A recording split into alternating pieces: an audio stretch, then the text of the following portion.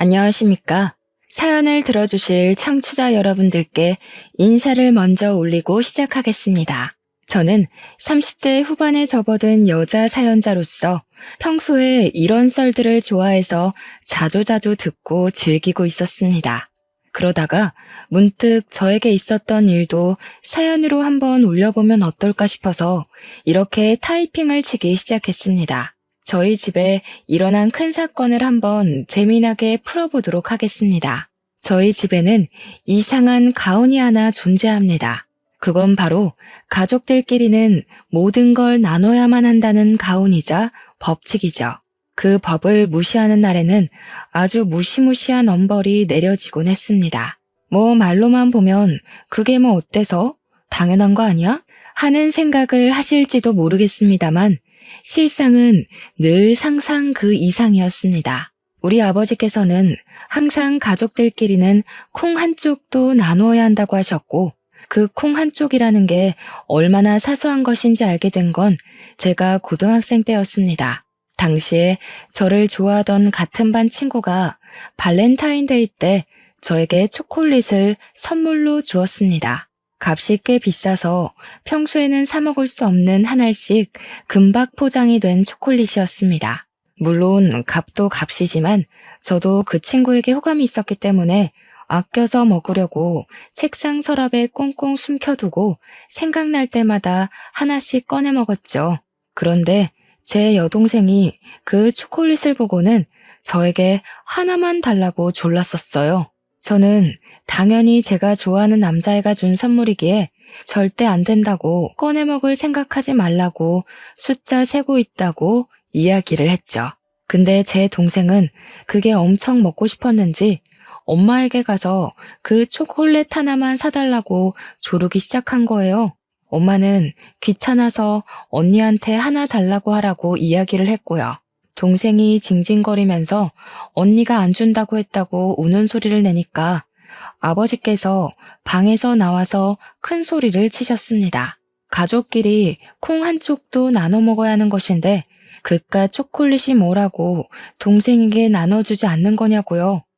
제 방으로 들어와서 서랍이란 서랍은 다 뒤지시더니 제가 소리를 지르는데도 그 초콜릿을 찾아서 가족들끼리 나누자고 하시더군요.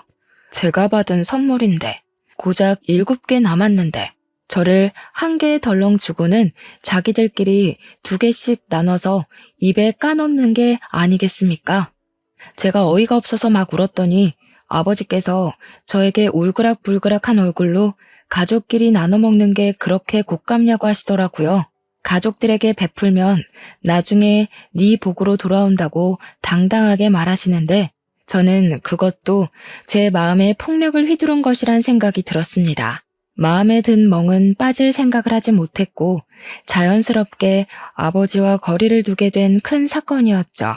저희 아버지는 사업을 하시는 소위 말하는 잘 나가는 사장님이었습니다. 문제는 사업을 해서 넉넉한 부를 축적하는 것과 다르게 돈을 빌리러 온 친척들에게 하염없이 재산을 나눴다는 게 문제였죠.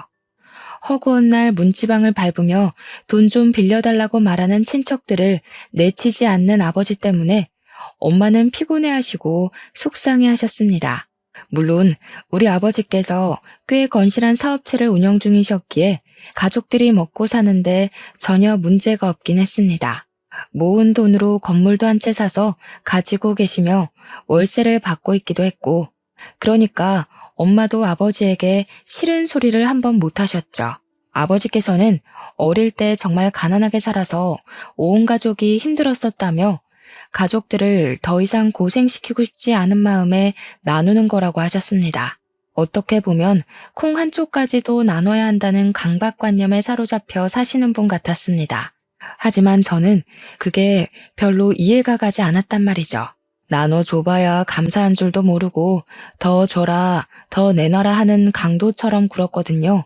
아무튼 아버지의 친척들은 아버지에게 빌부터 산다 싶을 정도로 큰 돈을 턱턱 빌려가곤 했습니다. 작은 아버지도 그렇고 고모도 그렇고 가족들에게 나눠 살아야지 그 돈 들고 저승 갈 거냐고 웃으면서 말을 하셨습니다.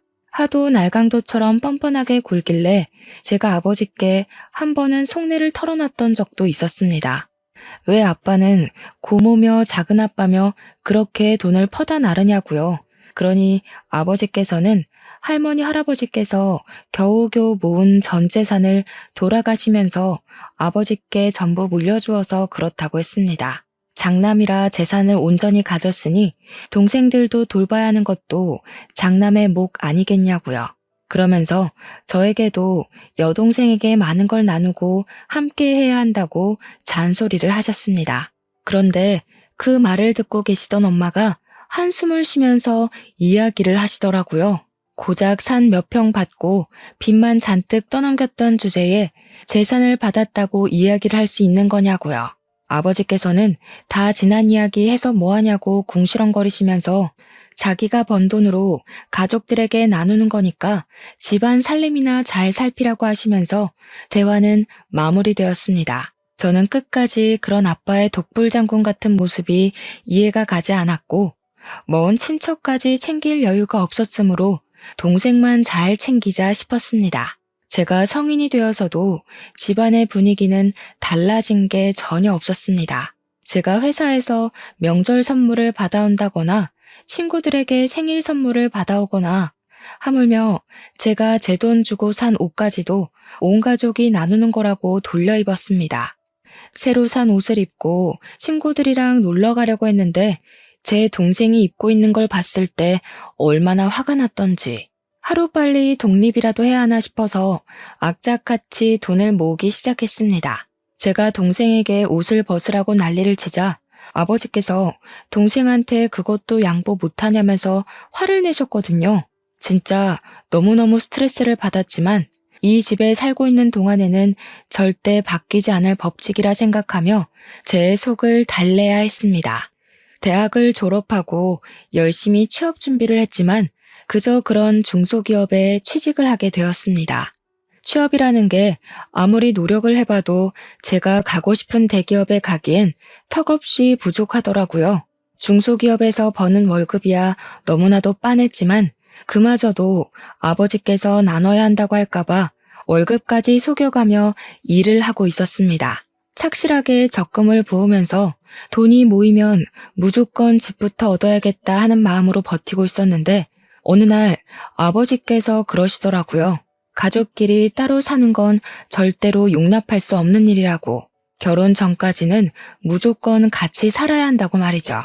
제가 그런 법이 어디 있냐.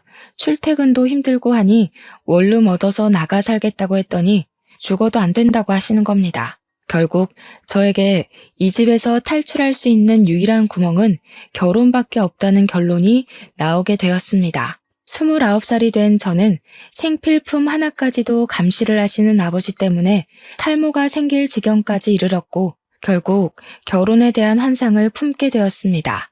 어떤 인간을 만나서 결혼을 하던지 콩 한 쪽도 나눠야 한다는 아버지보다야 당연히 낫지 않겠냐. 그런 인간만 만나지 말자가 목표가 되었습니다. 그러던 도중 같은 회사 지인의 소개로 한 남자를 만나게 되었습니다. 소개팅 자리에 워낙 관심도 많고 하는 마음으로 나갔는데 의외로 괜찮은 사람이 나온 겁니다. 생긴 것 저처럼 중소기업에 다니고 있긴 했지만 성과급이 꽤 높은 회사라 실수령 자체는 괜찮은 사람이었죠. 아무래도 결혼이 목표이다 보니 가볍게 즐길 연애 깐깐하게 조건을 따지게 되었습니다. 상대방 남자는 저에게 첫눈에 반했다고 하면서 간이고 쓸개고 다 빼어줄 것처럼 굴길래 저도 점점 마음이 가기 시작했습니다. 이 집을 탈출할 수 있다는 생각에 이 남자의 단점은 보이지도 않았습니다. 8개월을 만나다가 마음을 완전히 열고 집에서 나가고 싶은 마음에 있다고 솔직하게 말을 했죠. 그러자 그 사람은 저에게 아무런 문제가 될 것이 없다며 저의 마음을 지지해 주었습니다. 자기 나이 32살에 모은 돈이 7천만 원 정도 있다며 신혼집은 작은 집 대출을 받아서 입주하면 충분하지 않겠냐고 결혼을 하자고 하더라고요. 약간 멋이 없는 프로포즈이긴 했지만 저도 모아둔 돈이 6천만 원 정도 1억 3 가능하지 않겠나 싶습니다. 결혼을 하기로 약속을 나눈 뒤 우리 집에 먼저 인사를 드리러 가기로 말을 마쳤습니다. 제가 아버지에게 넌지시 소개를 시켜드릴 사람이 있다고 이야기를 드렸더니 아버지께서 아주 깜짝 놀라시더라고요. 제가 그동안 연애를 하는 티라도 냈으면 그러려니 하셨겠지만 전혀 티도 내지 않다가 운을 띄웠으니까요. 저에게 결혼할 거니? 아직 나이가 29살밖에 먹지 않았는데 천천히 해도 되지 않겠니? 라고 하셨습니다. 제 목표가 뚜렷하게 이 집을 탈출하는 것인데 천천히 하는 게 말이나 되는 소리입니까? 아니라고 빨리 결혼하고 싶다고 솔직하게 말했습니다. 주말에 인사를 드리러 올 예정이라고 이야기를 하고 주말이 되자 예비 신랑이 집에 양소했다. 그래 예상과는 달리 저희 아버지께서 상당히 탐탁체 얼마나 만났다고? 고작 8개월 보고 결혼을 한다는 거야? 아직 만난 지 얼마 되지도 않았는데 왜 이렇게 서둘러서 결혼을 하려고 해? 은근히 서운해하는 눈치까지 보이니까 괜히 제 마음이 불편하더라고요. 제가 이 집을 나가려고 노력하는 이유가 아버지 때문인데 정작 아버지는 아무것도 모르고 서운해하시니까요. 아버지께서는 고집스러운 제 눈빛을 보시고는 마음을 한풀 꺾으셨습니다. 가족이 되는 거고 우리 가족끼리는 콩 한쪽도 나눠 먹는 그게 우리 집 가훈이라고 이야기를 하셨죠. 예비 신랑이 막 웃으면서 현실적인 가훈이라고 너스레를 떨더라고요. 아버지께서 곰곰이 생각을 하시더니 신혼집은 대출 받지 말고 본인이 직접 전세를 얻어주시겠다고 말씀하셨습니다. 예비 신랑이랑 저랑은 집 대출 알아보면서 생각보다 높은 금리에 걱정이 이만저만이 아니었는데 오히려 잘 됐다 싶었습니다. 집은 아버지께서 해주시기로 했으니까 우리가 모은 돈으로 혼수하고 결혼식 준비를 하면 딱 맞겠다 싶었던 거죠. 그리고 한 3주 정도 지나서 주말에 이번에는 예비 신랑네 집으로 인사를 드리러 가게 되었습니다. 솔직히 주변에 결혼을 한 친구가 없어서 인터넷으로만 시댁 이야기를 접하게 되었었는데요. 보통 인터넷에 올라오는 시댁 이야기들은 부정적인 이야기가 많더라고요. 시집살이며 고부간의 갈등이며 그래서 너무나도 긴장되고 한편으로는 무섭기도 하고 막 등에 땀이 줄줄 흐를 정도였어요. 아무튼 시댁에 딱 들어갔는데 예비 시모가 저를 보자마자 너무 반가워하시면서 우리 아들이랑 결혼한다고? 너무 고맙고 축하해 라고 말하셨습니다. 이제 한 가족이 되는 거니까 서로 서운해하지 말고 아끼고 사랑하면서 잘 지내보자고 하시면서 저를 꼭 안아주셨어요. 제가 얼떨떨하게 있자 우리 가족은 서로 화합하는 걸 중요하게 생각하니까 서운하거나 무슨 일 있으면 바로바로 말해달라고 하셨습니다.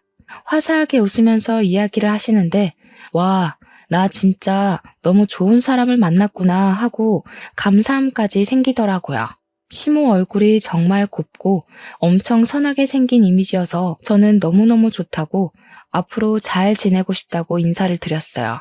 시댁에서 밥을 먹는 내내 잘 챙겨주시기도 했고 걱정했던 시월드랑은 거리가 멀어서 다행이다 싶었습니다. 상견례 날짜를 잡고 양가 가족들이 만나게 되었는데 제가 긴장했던 것과 달리 분위기도 너무 훈훈하고 좋았습니다. 아버지께서도 잘 키운 딸 시집 보낸다는 느낌으로 인자하게 시댁 식구들을 맞이하셨고 어머니도 평소에 잔소리가 많은 분이시지만 그날만큼은 제 자랑을 하시더라고요.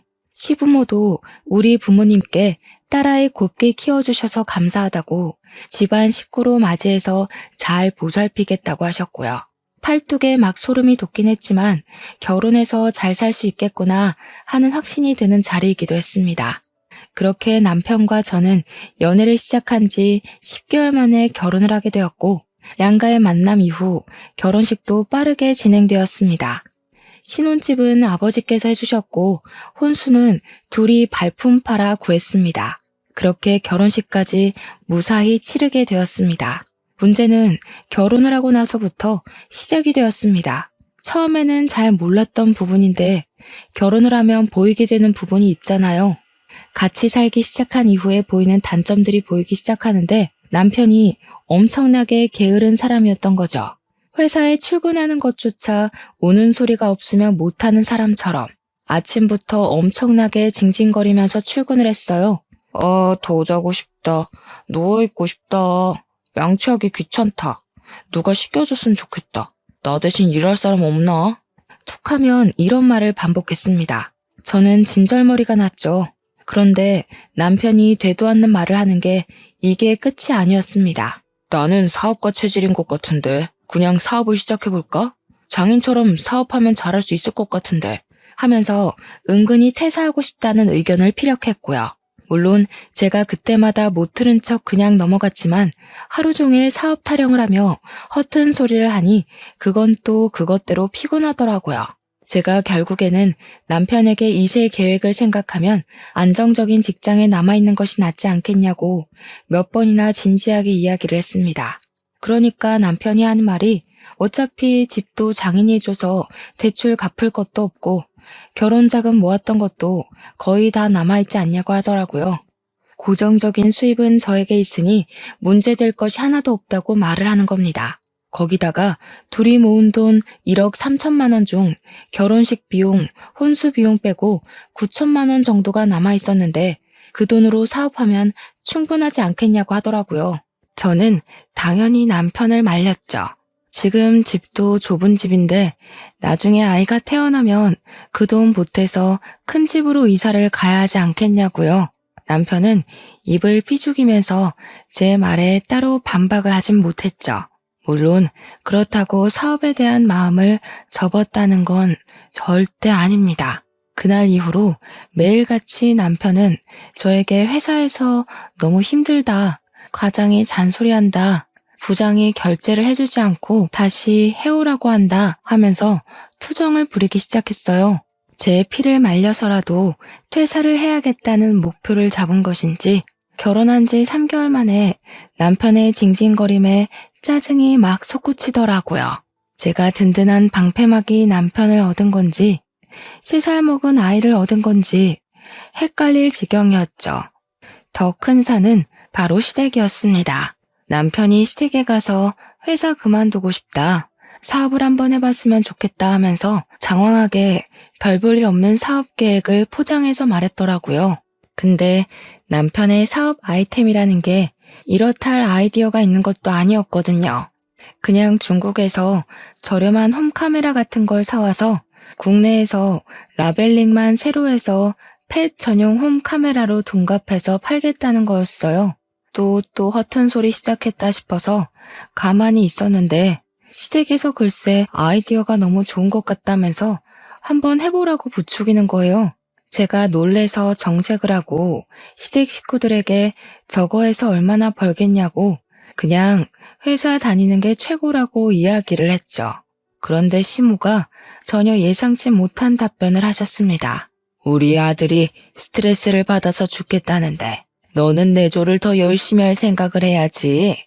갑자기 저를 확 흘겨보면서 이야기를 하시는데 결혼 전에 봤던 인자한 시모는 제 앞에 없더라고요.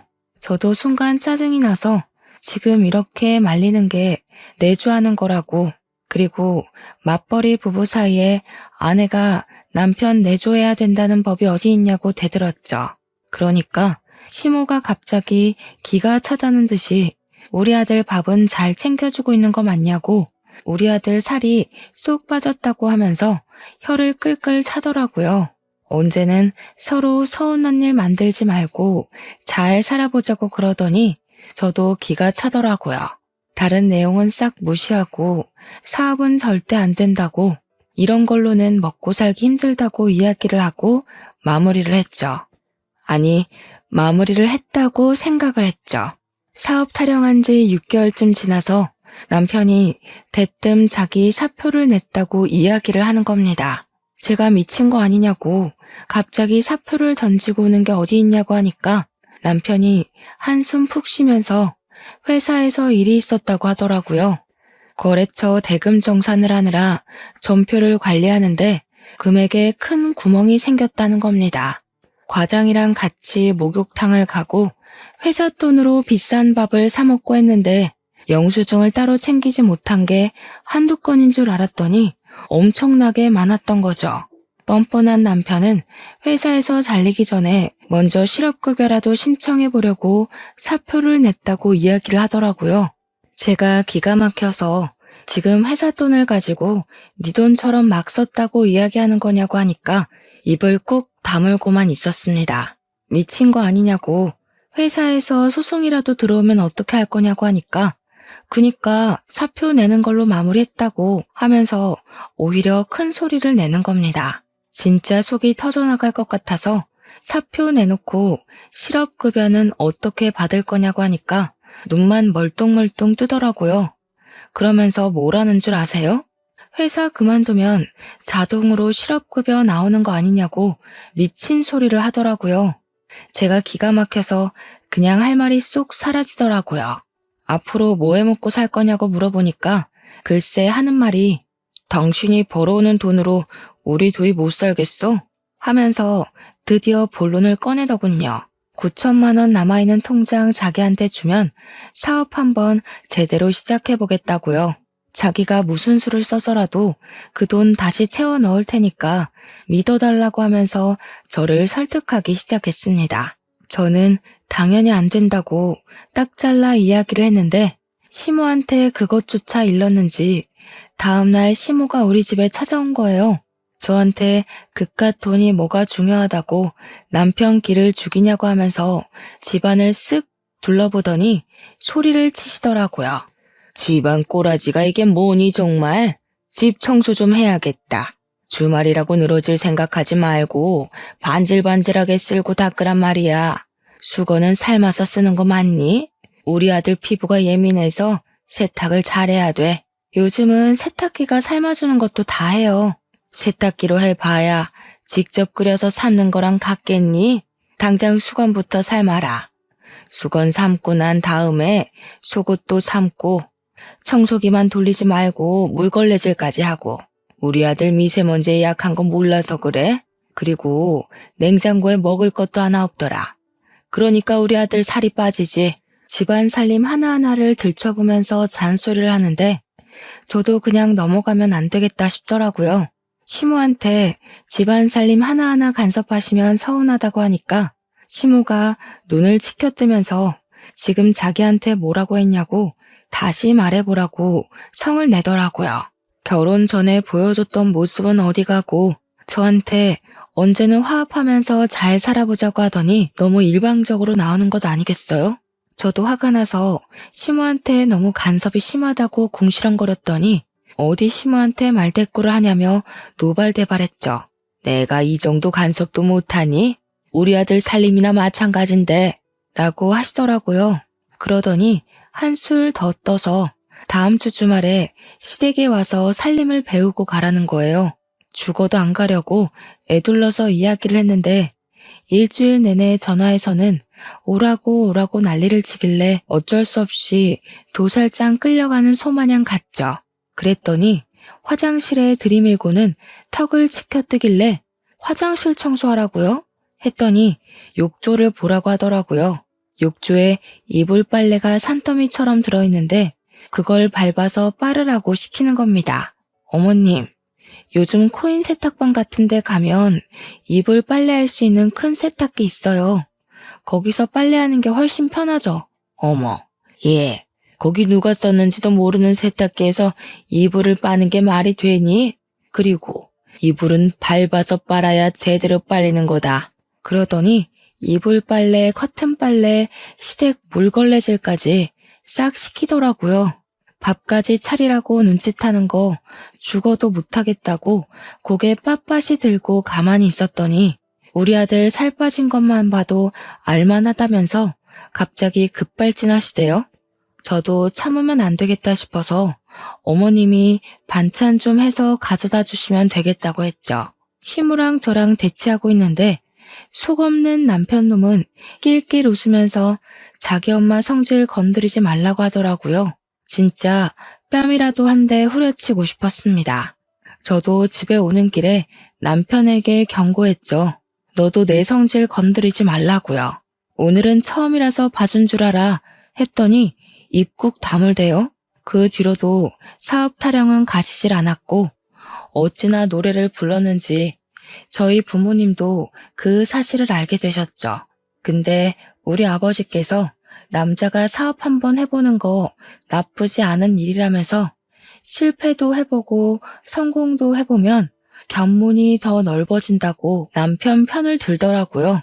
사업 한번 해봐, 배짱 한번 보게 하면서 남편의 말에 힘을 실어줬고 결국 저는 두 손 두 발 다 들고 통장을 건넸습니다. 남편은 정말 통장을 받자마자 중국에서 홈카메라를 엄청나게 사들여서 판매를 하기 시작했습니다. 문제는 이게 국내에서 판매를 하려고 하니까 일이 복잡하더라고요. 해킹 문제도 있고 리소스 문제도 있고 뭐 기술적으로 어쩌고 저쩌고 하는데 우리 모질이 남편은 그런 건 하나도 알아보지 않고 일만 버려둔 거죠. 무슨 특허권 문제니 세금 문제니 하는 것들이 하나둘 발목을 잡기 시작했습니다. 사업한다고 일은 다 벌려놓고 돈은 죄다 쏟아부어놨는데 판매는 하나도 못하게 생긴 거죠. 이게 또 국내 휴대폰 어플이랑 연동이 되어야 하는데 중국 제품이다 보니까 호환도 안 되고 온통 중국어로만 설명이 되어 있고 게다가 그 어플을 만든 업체가 고객 정보도 빼가고 해킹도 하고 아무튼 문제가 많은 곳이었던 겁니다. 재고는 빌려둔 창고에 잔뜩 쌓여 있는데 창고 사용료도 어마어마한 거 아시죠? 결국 남편은 한 대도 팔아보지 못하고 물건을 처분해야 했습니다. 공짜로 주변에 뿌리고 팔리지 않으니까 중고 마켓에 나눔을 하기도 하고요. 그게 사업하겠다고 난리를 친 지 3개월 만에 벌어진 일이었고 큰 돈을 탕진한 남편에게 이제 정신 차렸으면 재빨리 취업 준비하라고 했습니다. 그랬더니 남편이 뻔뻔하게도 장인도 실패 한 번쯤은 해봐야 하는 걸 안 했냐면서 다른 사업을 생각해둔 게 있대요. 제발 정신 좀 차리라고, 네가 잃은 돈을 생각하라고 우리 재산에 사업을 또 하는 게 말이 되냐 말렸습니다. 그랬더니 이 모질이 남편이 또 시모한테 졸졸 가서 고자질을 한 거죠. 시모가 집에 찾아와서는 실패해서 의기소침해 있는 남편에게 응원은 못할 망정 새 사업하겠다는 거 길을 꺾는 게 말이 되냐고 잔소리를 하더라고요. 왜 우리 애 길을 죽이고 그래요? 애 현실 시모 버전이었습니다. 저에게 삿대질을 하며 이야기를 하길래 열이 받아서 저도 한 소리 했죠. 어머님, 이 사람 애도 아니고 나이 30 중반이나 처먹고 지금 얼마를 해먹은지 아세요? 너 지금 너희 집 잘 산다고 우리 집 무시하니? 우리 집에서 집 턱턱 해주고 그랬으면 우리 아들 무시도 안 했겠지. 여기서 갑자기 집 이야기가 왜 나와요? 네가 우리 아들 기죽이고 주도권 잡으려고 일부러 네 명의로 집 산 거잖아. 우리 아버지께서 해주신 집인데 당연히 제 명의로 해야 하는 거 아닌가요? 신혼집 할 때 시댁에서 100만 원이라도 보탰으면 제가 1% 정도는 공동 명의로 해줬겠죠. 집 산다고 할 때는 고맙다고 낼름 받아먹더니 왜 저한테 공동 명의 운운하세요? 굉장히 어이없는 거 아시죠? 시모가 무슨 할 말이 더 있겠습니까? 그냥 콧김만 뿜으면서 씩씩거리다가 집으로 돌아가셨죠. 남편이 저한테 틱틱거리면서 왜 긁어부스럼 만드냐고 한 소리 하는데 제가 어이가 없더라고요. 남편한테도 경고했죠. 긁어부스럼 만든 게 누군데 내 앞에서 그런 소리를 하냐고. 이 집의 부스럼은 너라고요. 사업한다고 헛짓거리 그만하고 어디든 취업부터 하라고 했습니다. 근데 이놈이 정신 못 차리고 우리 아버지를 찾아가서는 사업을 제대로 해보고 싶다면서 투자를 해달라고 한 겁니다. 가족끼리 당연히 그 정도는 나눠줄 수 있지 하면서도 우리 아버지께서도 이 미쳐넘는 놈한테 1억이나 지원을 해주신 거예요. 아버지께서 가진 건물로 대출을 받아서 해줬다고 하시더라고요. 우리 집 구할 때도 담보대출 받아서 해주신 걸로 알고 있었거든요. 남편은 아버지에게 받은 1억을 가지고 이번에는 미용기기 사업을 시작했고 확실히 미용기기는 반응이 좀 오긴 했어요. 처음에는 중국 제품이라고 사람들이 꺼려하더니 저렴한 가격에 효과도 꽤 괜찮은지 SNS를 통해서 입소문이 퍼지기 시작했습니다. 그 기회를 놓치지 않고 마케팅 업체를 끼고 SNS를 통해서 홍보를 하기 시작했죠. 남편도 처음과 다르게 꼼꼼하게 알아보고 준비했고 공을 들이긴 했어요. 출장도 몇 번이나 다녀왔고요. 그렇게 슬슬 수익이 나기 시작한 남편의 사업은 1년이 지나자 많은 성장을 했고 회사에 다닐 때보다 3, 4배는 더 돈을 벌어오기 시작했습니다. 가끔은 저한테 떵떵거리면서 자기는 사업이 잘 맞을 거라고 하지 않았냐며 큰 소리를 쳤습니다. 물론 그때마다 꼴불견이긴 했지만 저에게 생활비를 줄 때만큼은 왕처럼 모셨죠 뭐. 그렇게 자리를 잡아가고 난 뒤 저는 남편에게 슬슬 아이를 갖자고 말을 하려고 했는데 그때 또 한 번 큰 사건이 터지게 되었습니다. 우리 아버지께서 운영하고 있던 제1공장에서 불이 나면서 기계와 상품 대부분이 손실되어 버린 것이었습니다. 물론 보험이 가입되어 있긴 했지만 관리 미흡으로 인한 전선 노후, 누전이 겹치게 되면서 일어난 사건이라 100% 보험금을 받을 수 없다는 판결이 나온 겁니다. 관리가 덜 된 것에 대한 책임을 져야 한다는 뜻이었죠. 일부러 보험금을 노리고 이 지경이 될 때까지 내버려 둔 거 아니냐면서 보험사에서는 보험금 지급을 거부했습니다. 정해진 날짜까지 물건을 납품도 해야 하는데 공장은 죄다 불탔으니 물건을 맞출 수도 없고 미리 성금을 받은 것도 뱉어내야 하는 마당에 위약금까지 물어야 했습니다. 보험금 일부 수령한 걸로 돌려막기를 하다가 결국에 아버지께서는 건물까지 팔게 되었는데 건물에 끼인 대출까지 일시불로 갚아야만 하는 상황이 되었습니다. 한마디로 한순간에 아버지의 평생 사업이 산산조각이 나서 불타버리게 된 것이었습니다. 부모님은 결국 집까지 팔아서 빚을 갚아야만 했습니다.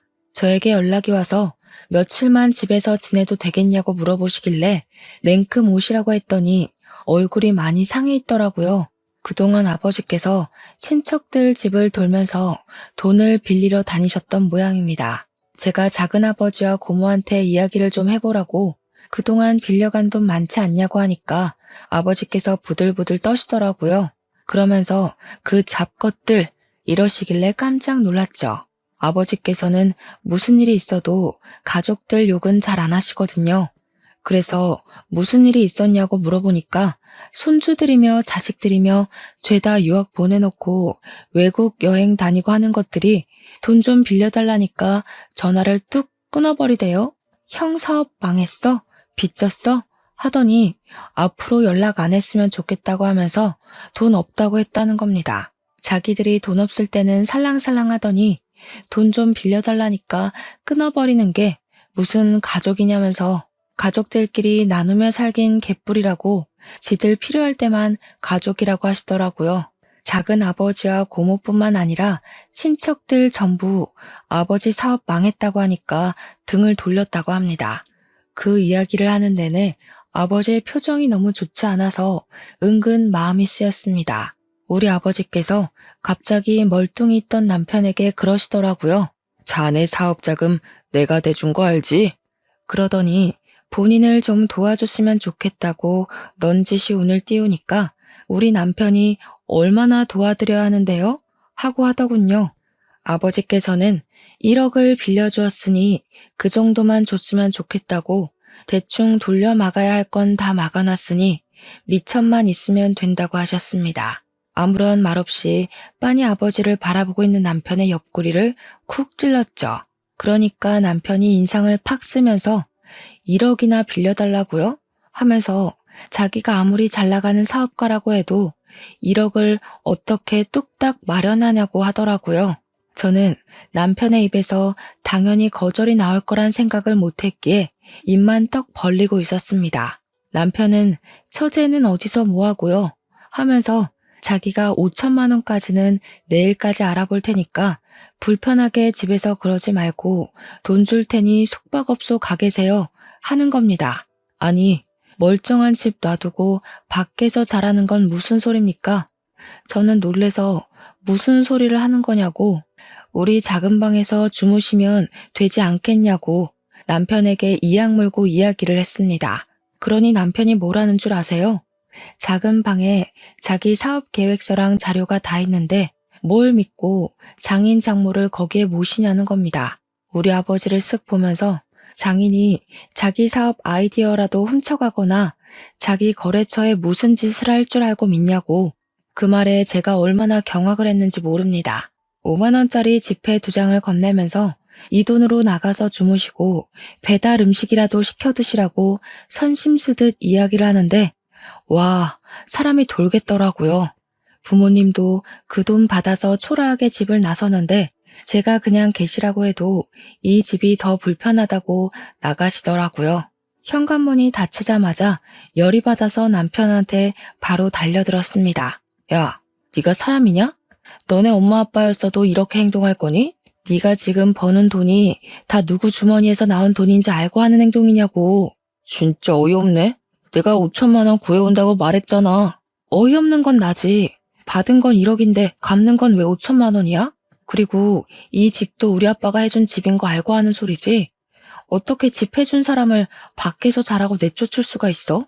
이 집 시세가 얼마나 한다고 그렇게 유세를 떨고 앉았어? 다음에 큰 집으로 이사 가면 그 집은 내 명의로 사던가 해야지. 중소기업 다니면서 돈도 얼마 못 버는 게 자존심은 왜 부리냐? 남편의 말에 저는 얼굴이 점점 굳어갔습니다. 속으로 저를 그렇게 생각하고 있을 줄이야 꿈에도 몰랐죠 뭐. 아무리 그래도 3년이라는 시간을 서로 부대끼면서 살았는데 그런 생각을 하고 있었다는데 충격적이었습니다. 제가 아무 말도 하지 않고 부르르 떨고 있으니까 저한테 5천만 원 주는 것도 감지덕지하게 생각하라고 하면서 지방에 일자리를 알아봐 드리라는 겁니다. 지방에 가서 남의 밭에서 농사 짓는 거 도와주면 돈 좀 벌지 않겠냐고 소일거리나 하시면서 살라고 하라고. 그 나이 먹고 사업은 무슨 사업이야? 라며 짓거리는데 제가 너무 화가 나서 남편의 뺨을 정말 있는 힘껏 때렸습니다. 너 지금 내 얼굴 때린 거야? 세상에 맞고 사는 남편이 어디 있어? 당장 이혼해. 너한테 볼 일 다 끝났고 처가도 망해가서 부담되는 와중에 잘됐다. 너하고 더 이상 같이 살 이유가 전혀 없으니까 짐 싸서 당장 나가. 이거 미친 새끼 아니야. 이 집 우리 아빠가 내 명의로 해준 집인데 어디서 나가라 말아야? 나가려면 네가 나가야지. 혼수도 거의 내 돈 주고 한 거나 다름없는 거 알지? 네가 사업한다고 남은 돈 다 말아먹었잖아. 내 집에 있는 거 하나도 건드리지 말고 당장 몸만 나가. 알겠어? 그러니 남편이 씩씩거리면서 바로 짐 대충 꾸려서 나가더라고요. 바로 아버지께 전화해서 당장 우리 집으로 오시라 했더니 근처에 계셨는지 바로 오셨습니다. 은근슬쩍 남편 눈치를 보려고 주변을 쓱 훑으시길래 이혼할 거라고 남편이 우리 집 개무시했고 열받아서 뺨도 때렸다고 이야기를 했습니다.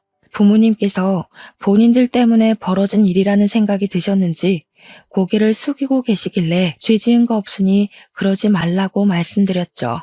시모가 다음날 우리 집에 찾아와서는 저에게 온갖 개소리를 짓거리면서 감히 자기 아들 뺨 때렸냐고, 이렇게는 못 산다고 이혼하라고 하시대요. 전 당당하게 어제 이미 이혼하겠다고 말을 했으니까 아줌마도 우리 집 찾아오지 말라고 내쫓았죠. 근데 그 이후에 5천만 원을 주겠다던 남편이 말을 싹 바꾼 겁니다.